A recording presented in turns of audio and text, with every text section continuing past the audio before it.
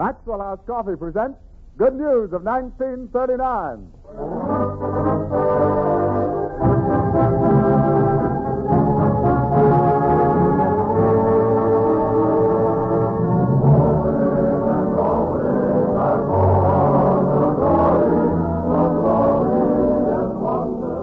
The makers of Maxwell House Coffee welcome you to another hour of entertainment brought to you by the Metro-Goldwyn-Mayer Studios in Hollywood, featuring the regular Good News gang and our special guest, Camel Cigarette's #1 salesman, Eddie Cantor. In addition, we are presenting as a special feature a birthday party in honor of Lionel Barrymore. And here is your host for the evening, Robert Young.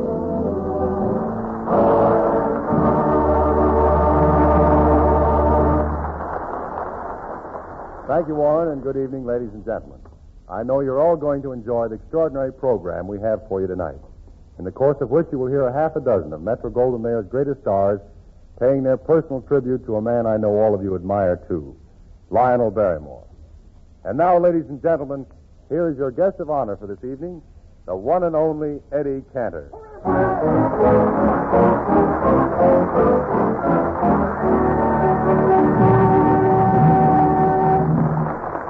Thank you. We're certainly happy to have you with us, Eddie.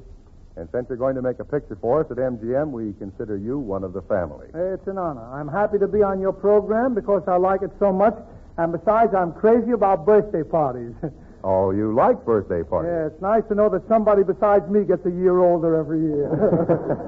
You know what I mean, don't you? Yes, I think I get it. Tell me, Eddie, have you congratulated Lionel Barrymore? No, not me. I'm afraid. I can just picture Lionel saying, I don't want to be congratulated. Why does everybody have to remind me that I'm 61 years of age? I expected applause, so help me, I did. I let it go, all right. But honest, no. We need the time for the commercials. But I really think he's grand, Bob, and he has a right to roar. After all, isn't he the MGM Lion-O? All over. Well, proceeding as though there had been no low comedy interruption, I've often wondered, Eddie, why MGM has never cast you and Lionel Barrymore together. Oh, Bob, they're too smart. After all, why should they put two great dramatic stars in one picture? Waste of money, all that kind of stuff, you know? Certainly, Eddie, I'd like to work in a picture with you again. The last time we were together was in The Kids from Spain. That's right, back in 1932. That's right. Remember the day we were shooting the bullfight scene? How the bull jumped over the fence and chased you down Hollywood Boulevard? I'll never forget it. Was that bull mad at you? Well, he certainly wasn't after my autograph. But honestly, Bob, that picture really wore me out. Well, I guess you got over it all right, Eddie, because you certainly look fine now. I feel good, too. I'm really in great shape. I've got to be. I've been in training, you know. Training? For what? You don't know? You don't know, Robert Young, what I was in training for? Last Saturday, Dollar Day at the May Company. Oh, yeah. The best part of my life I spent Saturday in the May Company's basement.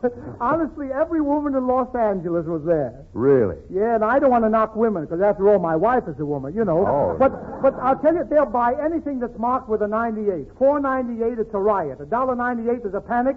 But when they see 98 alone, massacre. That I never... Eddie, those price tags are positively dangerous. Dangerous? Why, one of those $1.98 price tags got caught in my lapel while I was waiting for my change. A little kid looked at the price tag, looked at me, and hollered, Mama, buy me that big Popeye. It's less than $2. That must have been embarrassing. Well, I didn't mind the kid calling me Popeye and thinking I'm a toy, but when the sales lady tried to wrap me up, that was going too far. Still, I wasn't the only one having trouble. There was one poor old guy in the crowd who had his toupee knocked off. He bent down, picked up a Pekingese by mistake, and slapped it on his head. A woman said, Say, mister, you're wearing my Pekingese. And he said, No, madam, this is my toupee. And she answered, Well, if it is, one end of your toupee is barking and the other end is wagging your tail. How do you like an old man like that putting on the dog? Oh, it gets worse. Well, Eddie, being in one of those bargain basements must be awful. Getting out is even worse. I was exactly 1 hour fighting my way to the revolving doors when a lady with her arms full of bundles said to me, Will you push the door for me, Sonny? Imagine me, Bob. Sonny, she called me. Sonny. I said, Sonny? Lady, I'll have you know I'm the father of 5 girls. She said, Would you mind repeating that? And I said, Not if I can help it. Oh, all right, Eddie, enough of this comedy. Pardon the exaggeration. Thank you. What would you like to sing? Well, it isn't what I'd like to sing. May I do something vocally for Lionel Barrymore? What, Eddie? Something old, something new, something borrowed, and something new. That's what Eddie Cantor sings for you.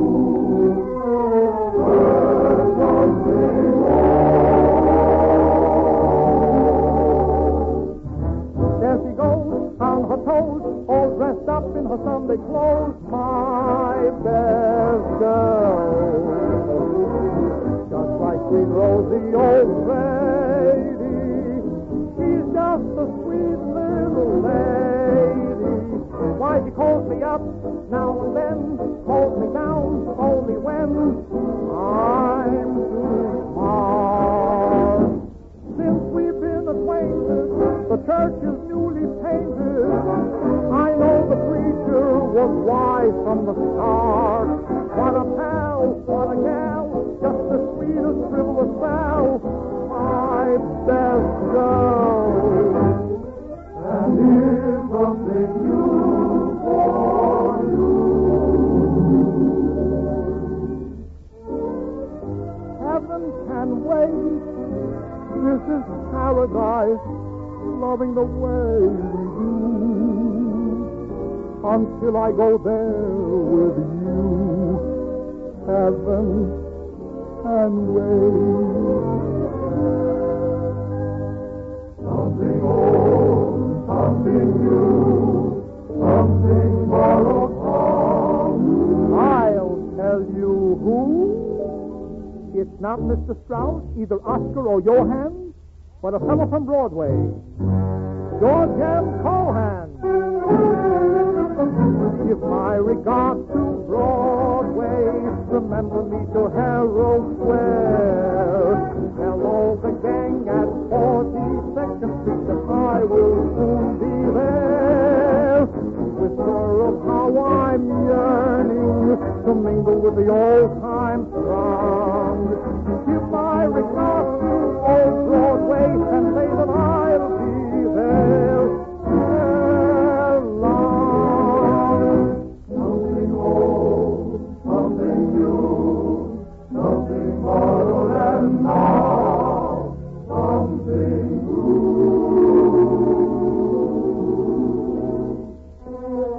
After you've gone and left me crying, after you've gone, there's no denying, you feel blue, you feel sad, you miss the dearest pal you've ever had. There'll come a time, now don't forget it, there'll come a time when you'll regret it. Someday, when you grow lonely, your heart will break like mine and you'll want me only. After you've gone,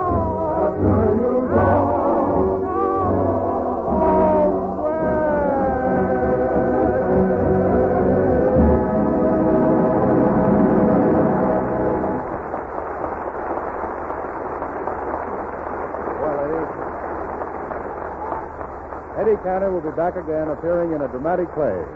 Yes, a dramatic play later in the program. And now, ladies and gentlemen, here is Fanny Bryce as Baby Snook.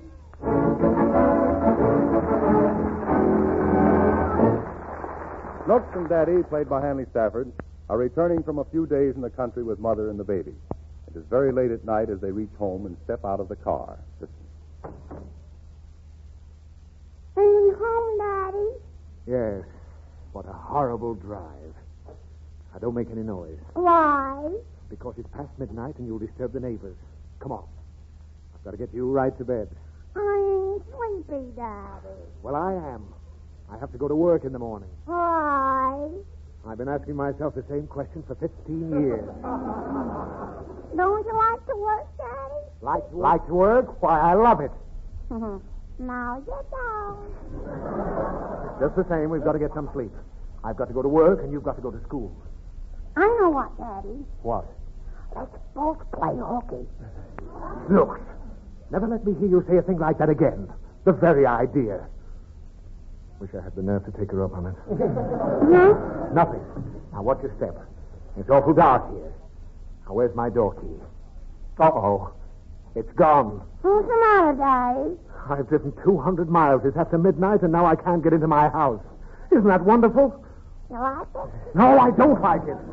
We've got to get into this house. Ring the bell, Daddy. Ring the bell? Oh, don't be silly. There's nobody home. Yes, there is. Now, listen. We're both outside, and Mummy and the baby are still in the country.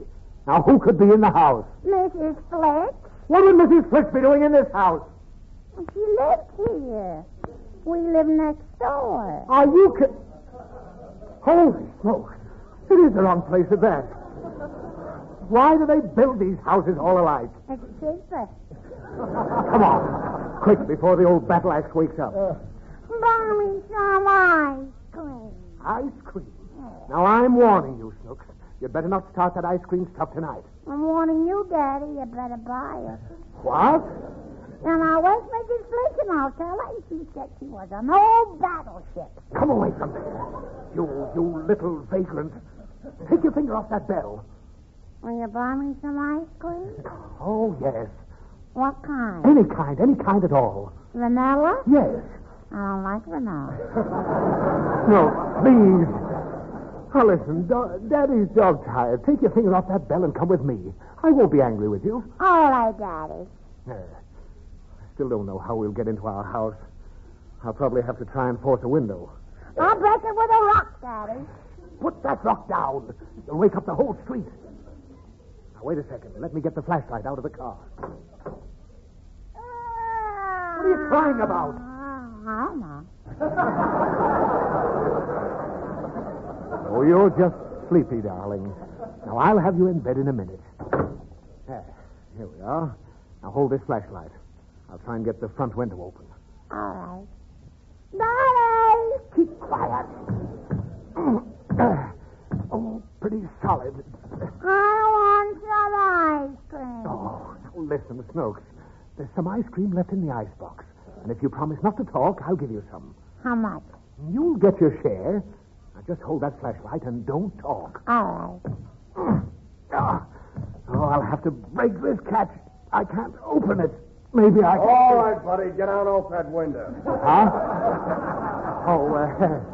Hello, officer. Never mind that hello stuff. I got you covered. Trying to break in, huh? Oh, but I live here, officer. A likely story. Well, of course I do. Ask the child. What about it, kid? This guy live here?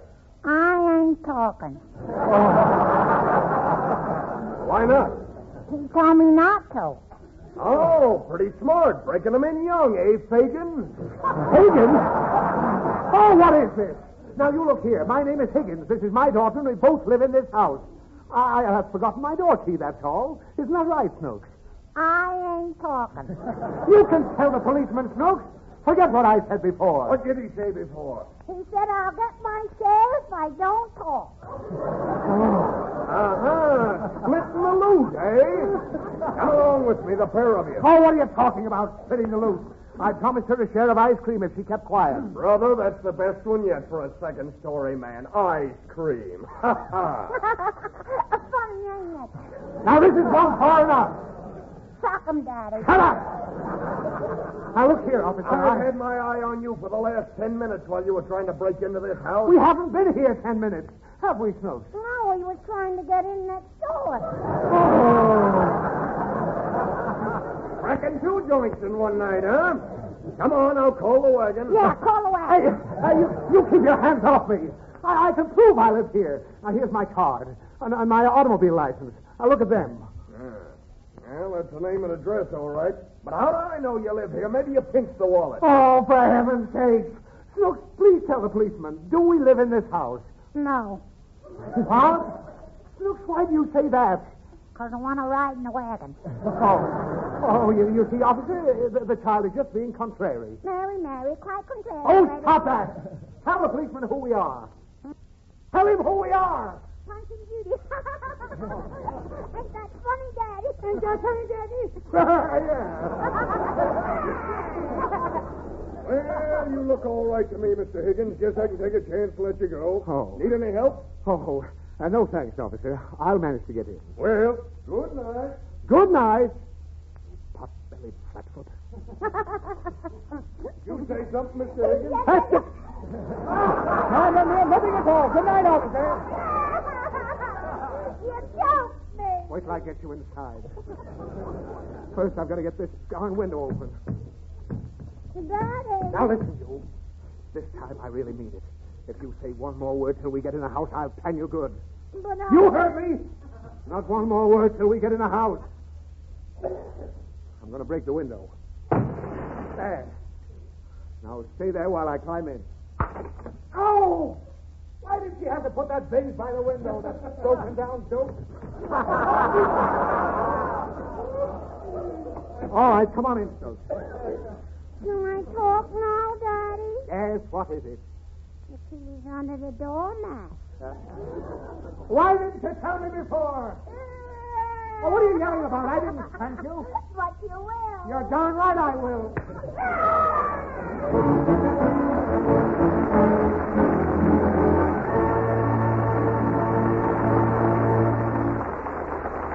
Warren, it's time for your words to the wise. Yes, Bob, it is, but instead of talking, I want to show you something that happened to a friend of mine the other day. It might happen in anybody's home. Listen. Why, Jim, where are you going, dear? You haven't finished your dinner. Yes, I have. I'm going to read the evening paper. Oh, but Jim, dear, you haven't even finished your coffee. I know you've had a lot of business worries on your mind, but really, Jim, you mustn't neglect your health. Oh, come on, sit down and finish your coffee. Martha, to tell you the truth, I don't like this coffee we're having. It seems so flat and tasteless. Well, next day, Martha's friend Ellie came in and heard all about it. And Ellie said, Well, I don't know, Martha. Maybe he's right. You're not much of a coffee drinker yourself, you know. Maybe he's been getting good coffee somewhere downtown. Why don't you try serving Maxwell House? The new Maxwell House is wonderful. Rich, smooth flavor. Gee, that's an idea. I'll go to the store and get some this afternoon. Gosh, honey, but this is wonderful coffee. Best I've had in months. Hey, let's make this our regular kind from now on. And by the way, sweetheart, how'd you like to go to the theater with your husband tomorrow night? Now, friends, that's the kind of coffee satisfaction the new Maxwell House is bringing to millions of happy people all over this country. And there's a reason.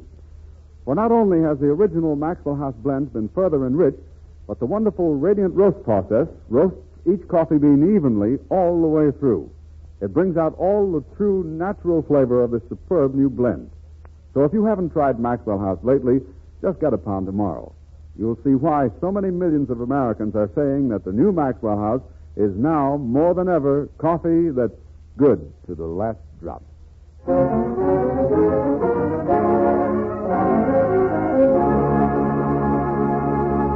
And now, the MGM Theater of the Air, starring Eddie Cantor in a serious dramatic sketch, especially written for this program by Edward James. It's called First of the Month.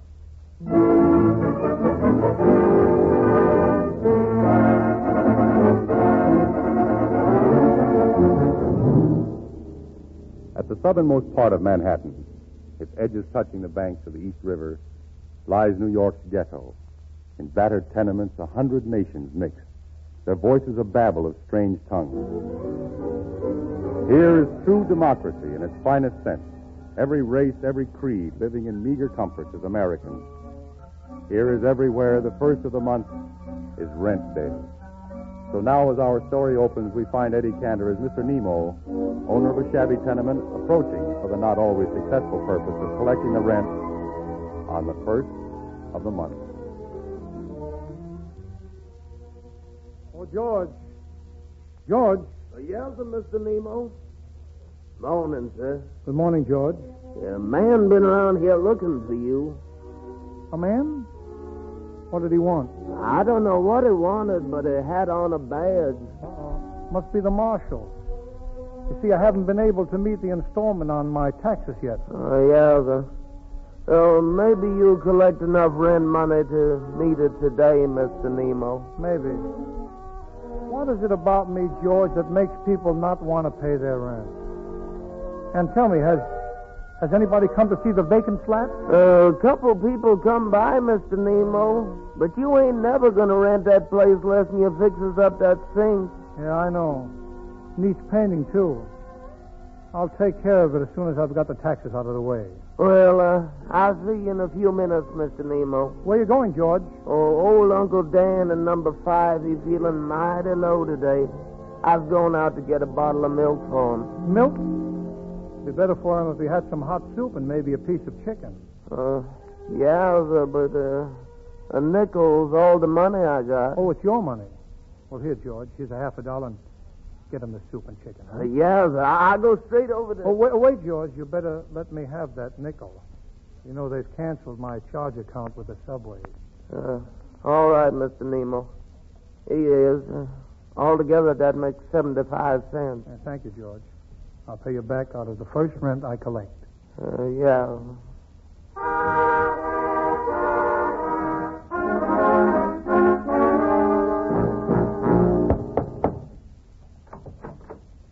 Oh, hello, Mr. Nemo. Hello, Jerry. I was just in the building, and I thought... Could you come back a little later, Mr. Nemo? Well, I figured... Jerry, don't go away. All right, honey. Some other time, please, Mr. Nemo. I can't think straight. Come back some other time. Is something the matter? No, it's all right. Jerry, don't go away, Jerry. Is your wife sick? Well, she's going to have the baby any time now. Gee, I don't know what to do. I sent for Dr. Miller, and he should be here now. Oh, I thought it was the doctor. Hello, Mr. Nemo. Hello, Mrs. Lewis. Is there anything... No, I'm afraid I'm going to die. Oh, honey, you mustn't say things like that. Oh, I don't want to die, but I know I will. I'm not very strong. Well, no woman is very strong, Mrs. Lewis, until she's blessed by the pain of motherhood. And then her strength is so great that big, strong men stand by ashamed of their weakness. You see, the right to have real pain, that is reserved for mothers.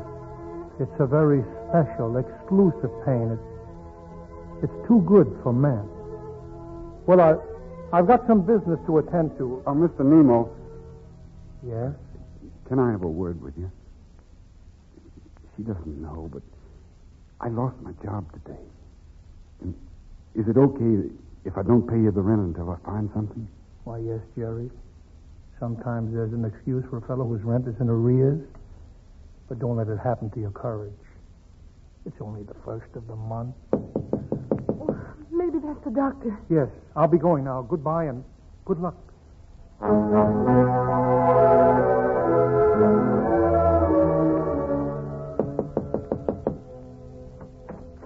Hello, Mrs. Santani. I was just... Oh, Mr. Landlord, I think you come back some other time is much more better. Tony, practice your violin so I know break your neck. I gotta get out. What's the matter, Mrs. Santani? Oh, this boy, he's driving me crazy, I think. Every morning, every night, he's always the same thing. I got to go out. Well, I got it. The gang's waiting for me. Mrs. Santani. That's a gang. She's so important. Carponi, bombs. They must not wait, no. But the violin, she can wait. She don't mind. She can wait. Tony, why don't you do what your mother tells you? Oh, you get your 2 cents out of this, Nemo. What do I want to go scraping that old fiddle for? What's it going to get me? Well, it might make you famous. Someday, people all over the world might come to hear you play. Isn't that worth working for? Why? I ain't working for nothing, see? Oh, I got ideas. Yeah. And pretty soon I'm going to step right into some easy dough, see? Huh. Fiddle player. Well, one can be worse things than a fiddle player, Tony. No, he's a father. He used to play such a beautiful music. Yeah. What did ever get him? Nothing. Huh. Quick dough, that's for me. Que miseria. A gangster. You hear that, Mr. Landlord? He doesn't want to be a gangster. My little baby. Tony, I could give you a long lecture about what happens to gangsters and why the life they lead is... Yeah. Well, you better not. You shut up and listen to the landlord. Tony, come here. I want you to look at your mother's hands. Yeah? I've seen them a million times. So what? Look at them again, Tony. Don't hide your hands, Mrs. Santani. They're nothing to be ashamed of. Look how worn they are, Tony. Red and rough. Hard work did that, the hardest kind of work. Your mother scrubs floors so that you can eat, so that you can have a roof over your head. And look how little she asks in return. Well, what do you think I want it go for? Don't you think I want to give her everything she wants? Then why don't you give it to her? She wants you to practice. She wants you to be a musician like your father was before you. You've got it in you, Tony. It shouldn't be too hard. Look, Tony, let's put it this way. On one side, you've got your gang, and on the other side, you've got your mother. Forget what you owe her, your clothes, your food, even your life. And then say to yourself, which one would I miss most, the gang or my mother? Just think about it, Tony. Gee, it's a fine thing. A guy can't even have a little fun out of life.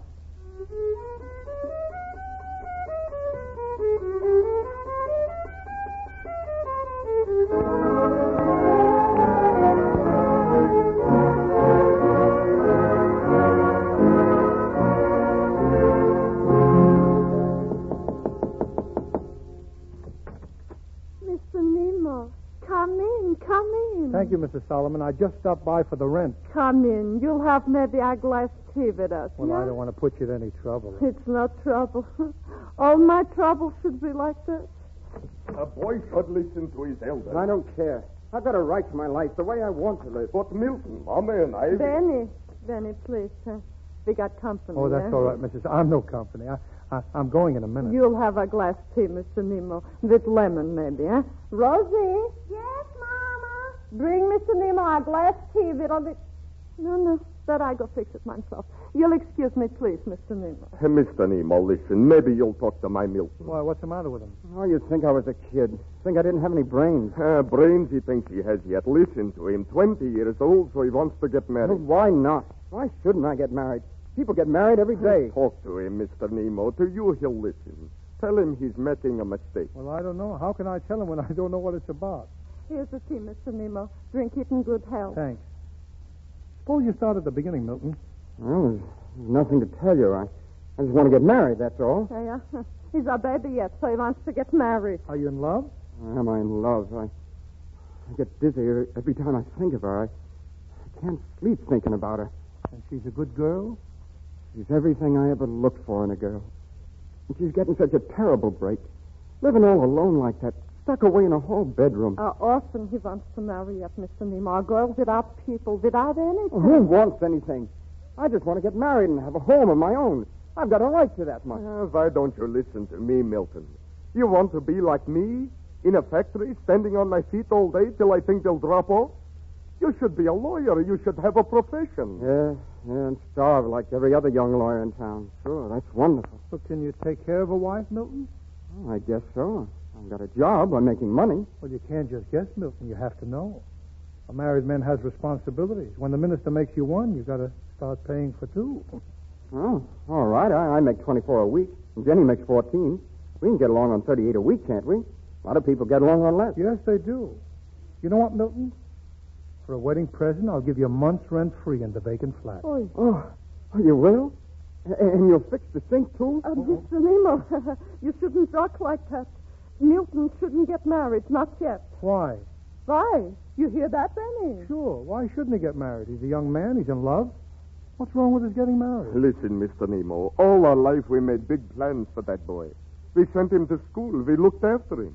And now? Yes? He owes us something. He should do anything what we want him to do, for his own good. He owes you a lot, Mr. and Mrs. Solomon, but you owe him something, too. You owe him the right to live his own life, to find his own happiness. You're all right, Milton. Oh, to think I should live to see such a day. Oh, you really think I ought to get married, Mr. Nemo? I do, Milton. I think you'll be very happy. And I think you'll make your parents happy, too, once they realize that marriage doesn't mean losing a child, but gaining another one. Oh, gee. Thanks, Mr. Nemo.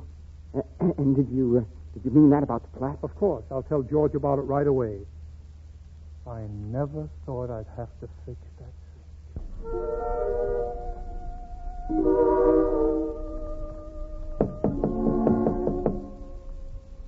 Come in. Uncle Dan? Hello, Mr. Nemo. Turn on the light, will you?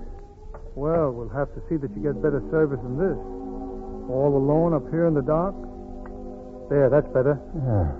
Oh, you didn't eat that good soup, did you? It's kind of you to send it, Mr. Nemo. Nothing at all. But I haven't any appetite. Afraid I won't be bothering you very much longer. Or anyone else. Oh, nonsense. The best years of your life are ahead of you. No. They're behind me. And long, good years they were. I've lived my life, and I have no regrets. Not many can say that. That's right. There aren't many, huh? I can look back a long way. 70-odd years, dear. There's not a single regret in any of them. I had my happiness, full measure of it. Now I'm going to rest. Maybe I better go, huh? No, I wish you'd stay. Just for a little while, if you have the time. I have visitors so seldom. Can I do something for you? There's one thing that makes me very happy. Of course. Anything at all. Over there, right in back of you on the table, is my Bible. Will you read something to me? Just for a little while. All right, Uncle Dan. Close your eyes and try to sleep, and I'll be right here reading to you. Let's see now. Oh, here. The Lord is my shepherd, I shall not want. He maketh me to lie down in green pastures. He leadeth me beside the still waters. He restoreth my soul. He leadeth me in the paths of righteousness for his name's sake. Yea, though I walk through the valley of the shadow. Uncle Dan. Uncle Dan. Say, Mr. Nemo. Mr. Nemo, Miss Lewis done had a little baby. Oh, really? Mr. Nemo, Ma says it's okay for Jenny and me to get married. What's the matter? It's Uncle Dan. I'm afraid he's... George, let's get Dr. Miller. Yeah, A single day. Just another day to most folks, and yet I've seen a whole existence pass before my eyes. Life, marriage, death, right here in my house. And it's only the first of the month.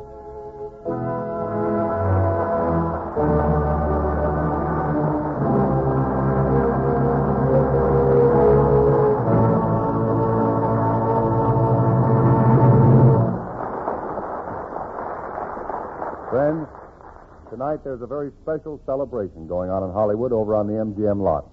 An elaborate banquet is being held, part of which you will hear soon. We're happy that Maxwell House is playing a part in this banquet tonight, not only because so many of these famous stars have appeared on this program in the last 2 years, but also because Maxwell House has come to be their coffee. At this time, when we observe our Thursday evening's custom, a moment's relaxation over a steaming cup of Maxwell House coffee, these stars are toasting one of the greatest, most beloved American actors, a famous member of a great acting family, Lionel Barrymore, on the eve of his 61st birthday. And so, in honor of this man, perhaps you in your homes would like to join us in a toast to him.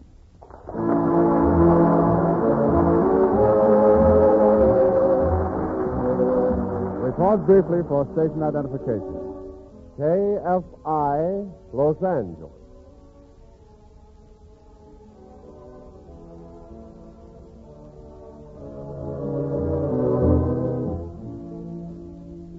This is Bob Young again, and we continue our Maxwell House Good News program.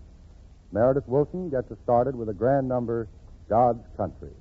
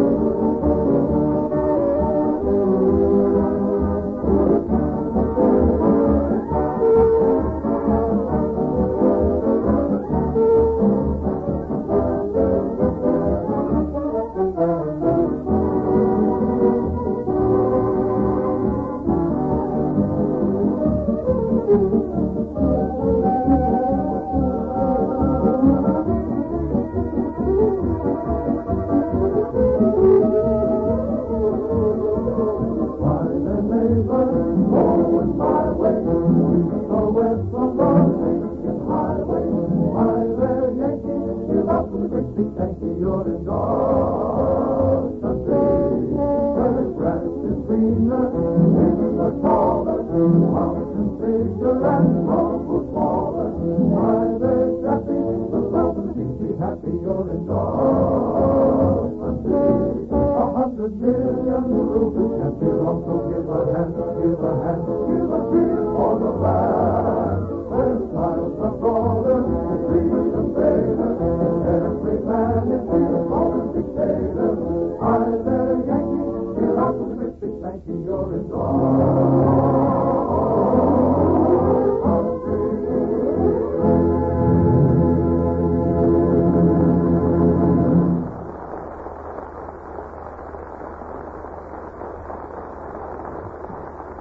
And now, ladies and gentlemen, the time has come. All right, to Bobby, proceed we can start the program now. Start the program. We've been on for 30 minutes. We thought you were lost. My dear fellow, if I weren't the world's greatest navigator, I wouldn't have got here at all. Frank, you only sailed in from Catalina. You can row there in 3 hours. The lackadaisical remark of a landlubber. Yeah. I weighed anchor in the Catalina harbor at 2 bells this morning. There was a stiff quartering breeze abaft the binnacle and a heavy sea off the starboard bow. Why didn't you use the spinnaker and hoist your jib boom on the lee side? I raised my telescope to take an observation. What did you say? Were you carrying a balloon jib or a Geneva? The balloon. Gentlemen. Jib. You don't mean to tell me you know anything about boats. Poop deck, young sir. The last of a long line of freighters. What do you want to know about boats, Mahardy? Oh, yes, he knows about boats. Well, Frank, you ran into a boat expert and you're sunk. Sunk? Not on your life, boy. The Morgans have always followed the sea, and I'm no exception. I first saw the light of day on the Albany night boat. I cut my teeth on a porthole, and at 16 I was master of a full-rigged sloop. Sloop. This makes me seasick, but gee, it's interesting. Yes, well, I spent 30 years at sea, 21 years before the mast. 9 years behind the 8 ball. Listen here, young. You're looking at a man who traversed the Atlantic in a sailboat. I did it in a canoe. Canoe? Oh, well, did you ever navigate the Arctic Ocean? I crossed it on a surfboard. Surfboard. An Eskimo beach boy. Well, let's see, the Pacific, Sargasso, Mediterranean. The Red Sea. Red Sea. Did you ever sail the Red Sea? Sail it? I painted it. Young, you'll soon be ready for a summer program.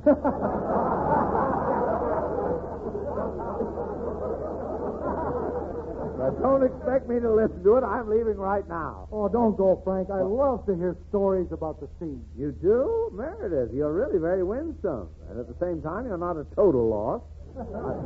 Someday we're alone. I'll tell you about my briny adventures. Oh, tell me now, Frank. Don't be scared of Bob. My rural friend, do you think the childish hecklings of a land-bound weasel can intimidate a man with the blood of Vikings in his veins?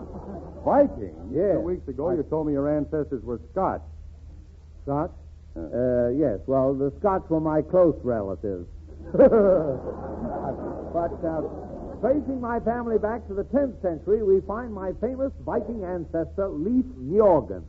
He was one of the original 4 Northmen. Who were the other 3? Well, his brothers, Olaf, Svenska, and Jose. That Jose must have been a ringer.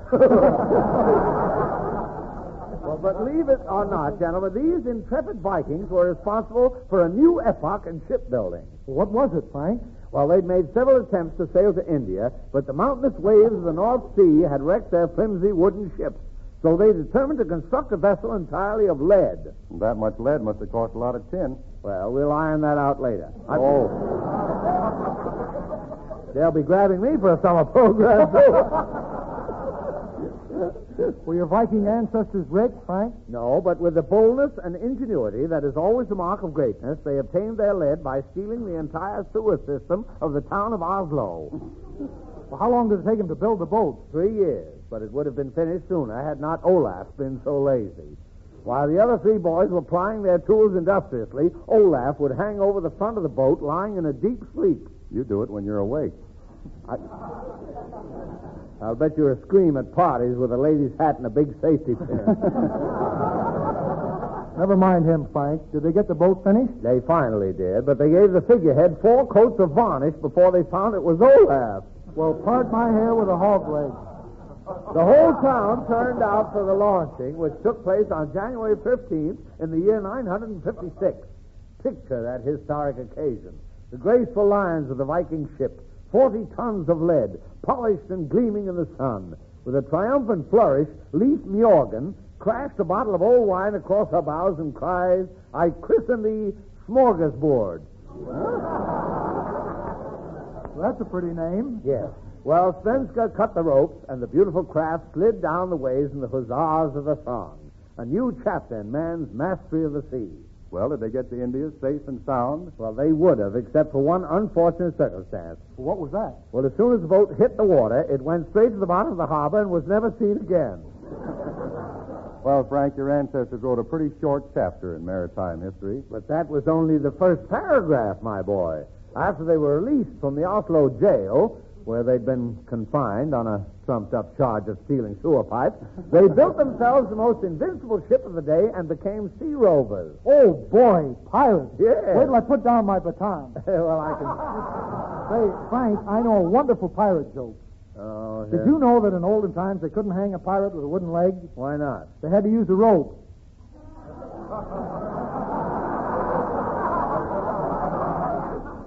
Now we've got a band for the summer program. Shall I go on? Pray do, Frank, pray do. Well, Leif became known as the Robin Hood of the seas. Cruising the ocean in his powerful trireme, they plundered the rich and gave the money to the poor. But they became so prosperous that competition was inevitable, and it was then that Ethelbob the Saxon appeared on the scene. Ethelbob? Yes, the cruel, cunning sea wolf. He realized the folly of attacking Leif single-handed, so he organized a fleet. In a daring raid on the Spanish coast, Ethelbob captured 5 armored Spanish galleons, manned them with cutthroats, and set out after the Vikings. Boy, Leif better look out now. Well, he was always vigilant. But one morning, just before dawn, while he was on the dog watch, he took a cat nap. I smell a rat. Suddenly, the morning fog lifted. Leif opened his eyes and found his ship surrounded by the Cinquemada. Cinquemada? What's that, Frank? 5 galleons of Ethelbob. Shall I check your oil? No, thanks. I just had a lube job. What am I talking about? Start the battle, Frank. Oh, yes, the battle. Well, Leif won and became an explorer. He and his brothers lived to sail the 7 seas and charted many a new course until, like all true sailormen and all true Mjorgens, they found happiness in Davy Jones's liquor. I mean, luck. Frank, that's very interesting, but I don't believe a syllable of it. You don't have to take my word for it. Just go to the British Museum in London and ask to see the record of Leif Mjorgen's voyage to the BVD Islands. And where are the BVD Islands, Frank? In the West Indies.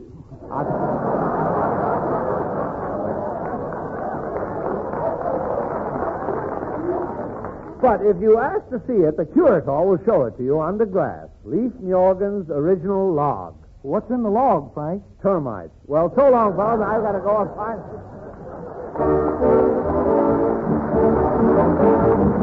Friends, tonight we have with us a very special guest. He's Mrs. Frances Edwards, head of the commissary and coffee shop on the MGM lot. Mrs. Edwards, you know, is pretty experienced when it comes to making coffee. She serves over 2,400 cups of Maxwell House coffee every day, and the compliments she gets would make any woman happy. Mrs. Edwards, I'm sure everyone would like to hear what you think is the most important thing for getting a good cup of coffee. Won't you tell us? Well, friends, before you even think of making your coffee, you want to be sure the coffee you buy is good. It must have a rich, full-bodied, satisfying flavor in the blend itself. Then, to make sure you get all this rich, delicious flavor in your cup, it's very important for your coffee to be absolutely fresh. Probably you've often picked a package of some coffee that smells fragrant and delicious. But did you ever stop to think that all that wonderful aroma is really coffee flavor being wasted? Yes, it's flavor no one will ever get in a cup. That's right, Mrs. Edwards. Because, friends, air steals away coffee flavor. All coffee, whether ground or in the whole bean, starts to lose flavor the moment it's roasted if exposed to the air. In fact, ground coffee, packed in ordinary containers where air can get at it, loses as much as 45%, nearly half its precious flavor, in only 9 days. Now, that's just why we take the new Maxwell house, still fresh and fragrant from the roasting ovens, and seal it in that famous blue super vacuum can. Now, that way, no air can get in, so no flavor can get out. So the rich new Maxwell house comes into your kitchen with all its full-bodied flavor and goodness sealed in, none wasted. Why don't you try a pound of this famous Maxwell house tomorrow? See for yourself what rich coffee flavor, extra full-bodied goodness can mean to your coffee enjoyment. For with the new Maxwell house, you're getting coffee that's not just days fresh, but roaster fresh. And no coffee can be fresher than that.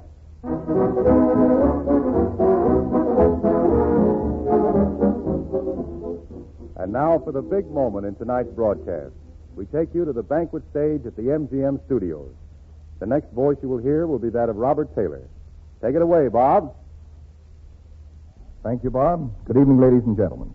Here we are on stage 2, which has been transformed into the magnificence of a gay banquet hall, where tonight the great Metro-Goldwyn-Mayer family, executives, producers, stars, featured players, and directors have all joined in paying birthday tribute to one of its most beloved members, Mr. Lionel Barrymore. The scene before us is a thrilling spectacle of red, white, and blue decorations on the rows of tables at which are seen scores of faces familiar to the motion picture screen. Among the stars are Norma Shearer, Myrna Loy, Clark Gable, Rosalind Russell, Freddie Bartholomew, Robert Montgomery, Joan Crawford, William Powell, Mickey Rooney, Hedy Lamarr, James Stewart. But now Mr. Barrymore is taking his place at the head of the table, and we have a little round-robin greeting for him. Will you start it, Clark? All right, Bob. Here goes. With friendship sincere and affectionate true, we wish every happiness, Lionel, to you. Now, Miss Russell. Let me see. Oh, yes. Your great inspiration, your courage so fine, are a glimpse of the spark that in man is divine. And Bob Montgomery. My turn? Well, the friend of young actors, you've guided careers of countless beginners throughout the long years. Mickey? Where's Mickey Rooney? Well, here I am. You big guys keep crowding me out. This party's terrific, a genuine sensation. They're all joining in from all over the nation. And this is where Miss Shearer comes in. And I can hardly wait, Bob. Great soul and great artist, and truly a friend. May yours be all the blessings that heaven can send. Now, let's see. Who's next? Oh, it's me. Well, that's all there is. There isn't any more. But before we conclude, we'll join Leo and roar. Happy birthday to you. Happy birthday to you. Happy birthday, dear Lionel. Happy birthday to you.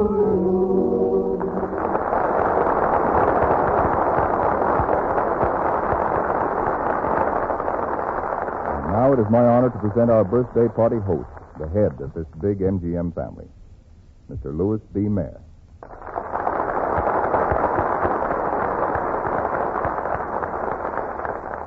Mr. Barrymore, ladies and gentlemen, what you said is true, Bob. This is a big family. We have been together, most of us, a very long while. As a matter of fact, it was just 15 years ago this week that we began here in this studio. It has become home to us. Among the very first artists to join our family was Lionel Barrymore, and believe me, I'm glad to have him still here.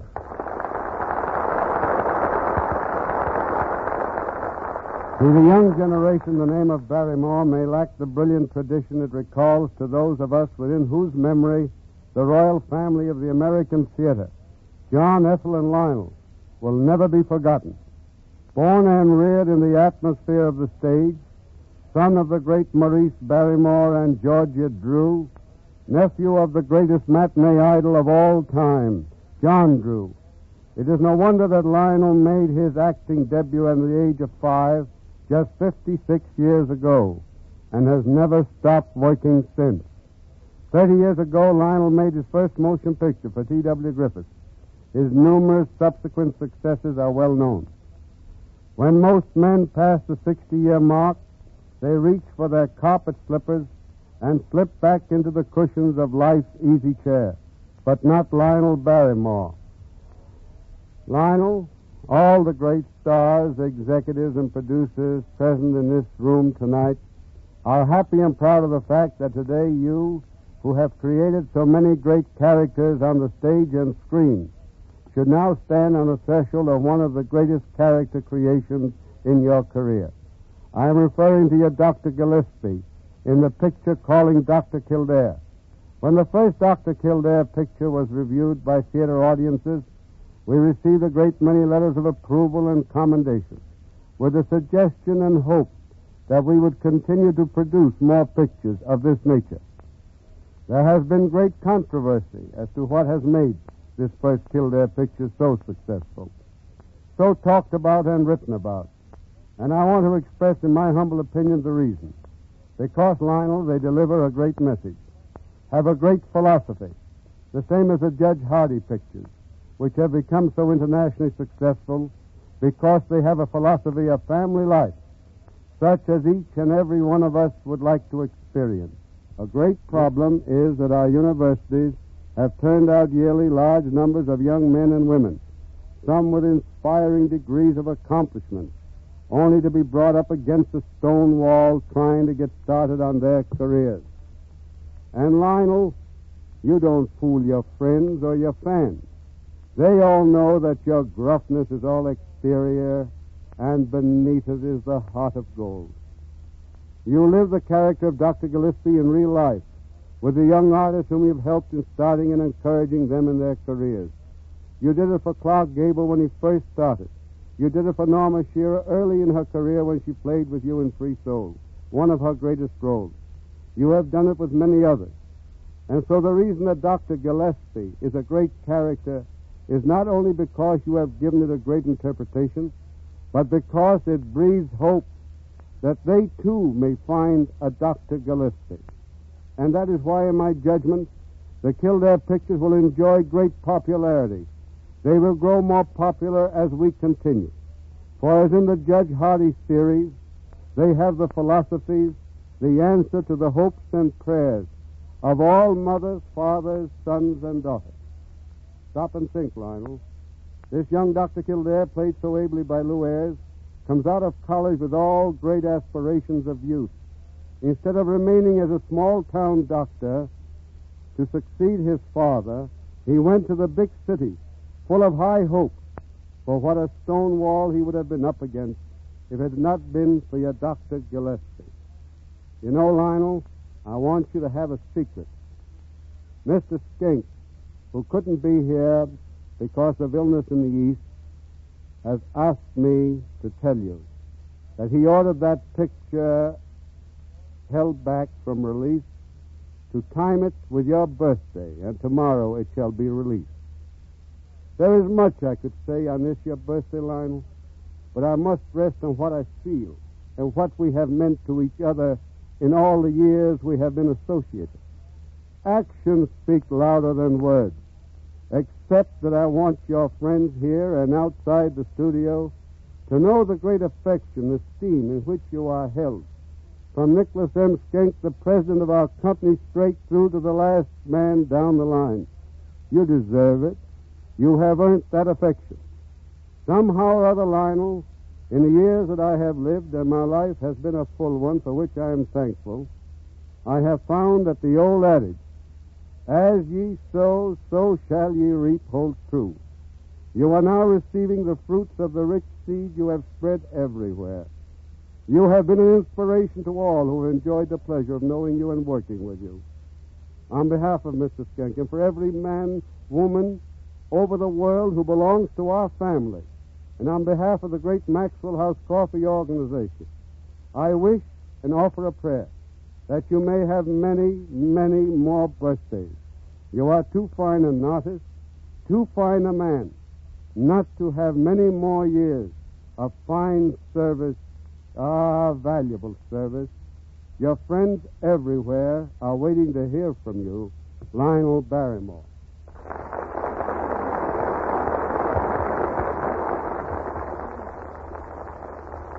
Mr. Mayor, it's mighty hard for me to find the words to speak what's in my heart tonight. I never was much of a figure at speech-making anyway. But I do know that this is one of the happiest moments of my life, surrounded by my friends and honored as I never dared to dream. a tribute I shall always treasure. Friends, as you said, Mr. Mayor, are so priceless, especially when you begin to get along in years. I know they are to me, and I often pity the sad truth that so many of us don't find it out until it's too late. For like old wine, friendships mellow with age. But youth may be recaptured, even if but for a fleeting moment, in the recollections you share with those who have grown into your life through the warm bond of friendship. I'm happy to be able to say that I've found so many dear friendships here at this studio during the past 15 years. You've been kind enough to say that my interest has been helpful to some of the younger people. Everybody likes to give advice, and when we find somebody who'll listen, it tickles our vanity no end. So you see, there may be something selfish about it, after all. I'm deeply grateful to you, Mr. Mayor, and your associates who made it possible for me to be Dr. Gillespie in the Dr. Kildare pictures.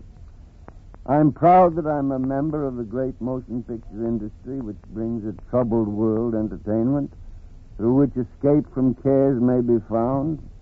And I'm proud, above all things, that I live in a country blessed with the freedom under which all these things are possible. Proud that I'm an American.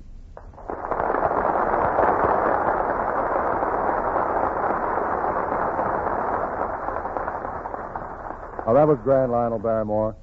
And now Meredith Wilson dedicates his concert hall selection to you. John Philip Sousa's stirring American march, Liberty Bell.